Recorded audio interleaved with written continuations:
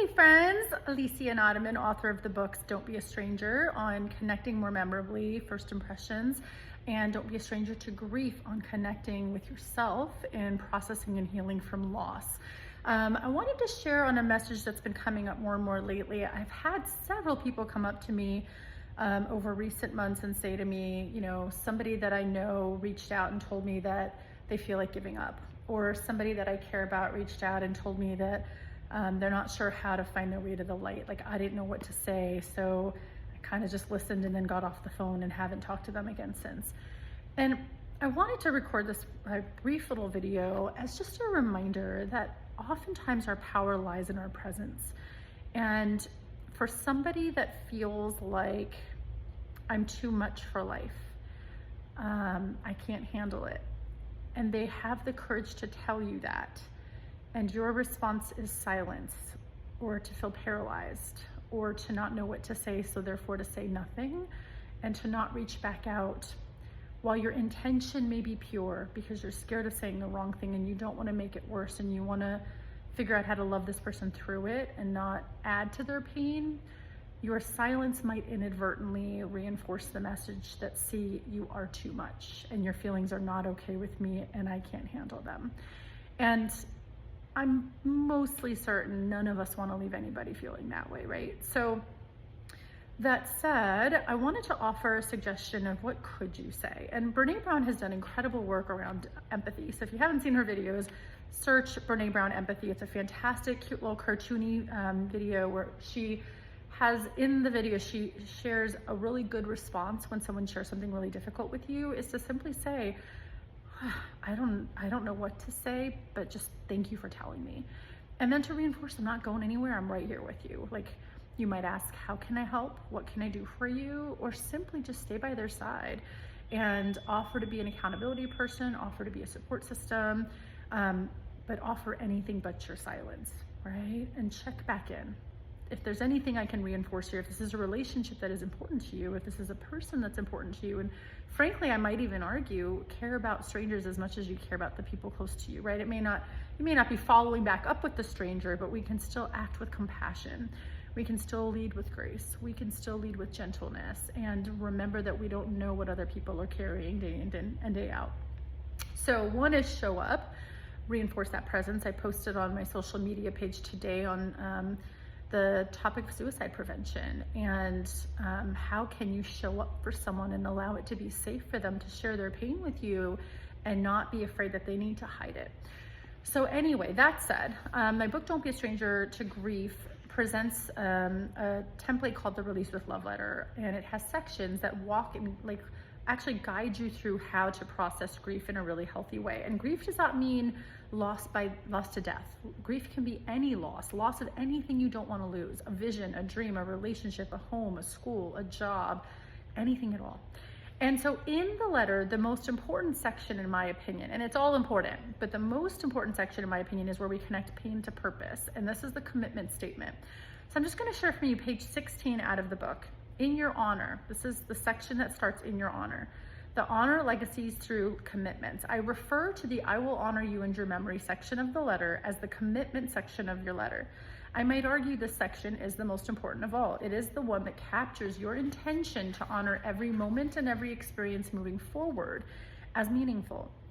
This is where you get to connect your pain to purpose. Consider how your experience may shape you moving forward. What are you inspired to be more or less of? Perhaps you'd like to be less like someone who hurt you by being more respectful, more loving, and emotionally present to those around you. Perhaps you want to be more generous, expressive, active, or adventurous like someone you lost. Perhaps you'll commit to honoring self-care and mental health, to honor someone who missed opportunities to prioritize this and feel connected. The commitment section of each Release with Love letter is a section that calls you to decide how you will allow the effects of your loss to define your life. It is where you affirm that your loss will not be in vain. When completing the commitment section, referring to what you wrote in the wishes and regret section, which is the top part of the letter, this is helpful and meaningful in connecting your pain to purpose. Your wishes and regrets often inform what you commit to affirming. If you regret not saying I love you more, commit to telling loved ones regularly and in the future that you love them.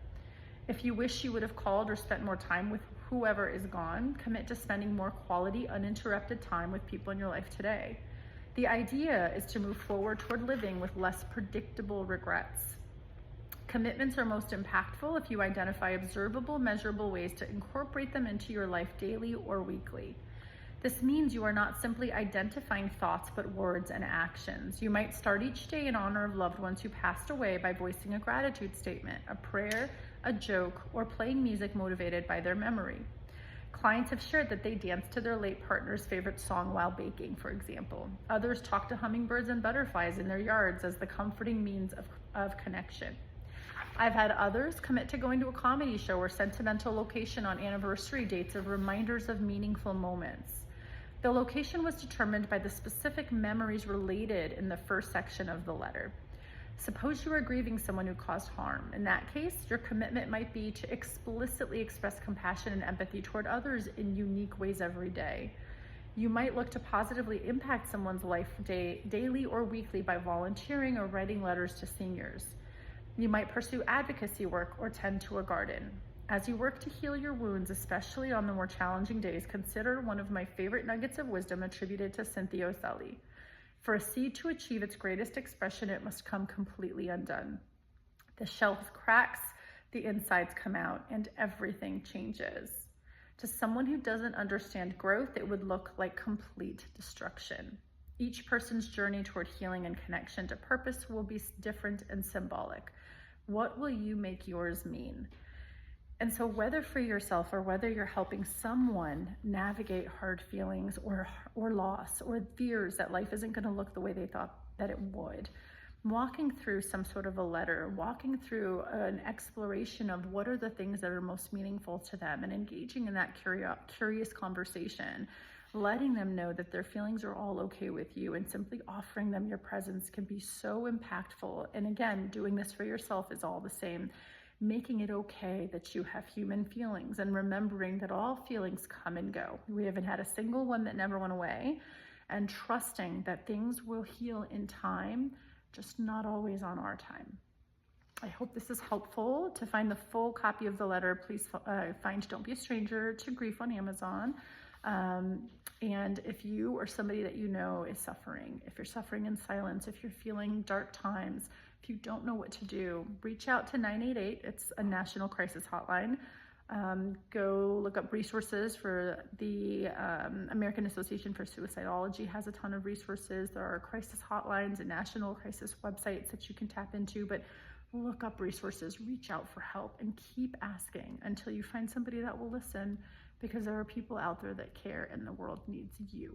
Just as you are, the world needs you. Bye.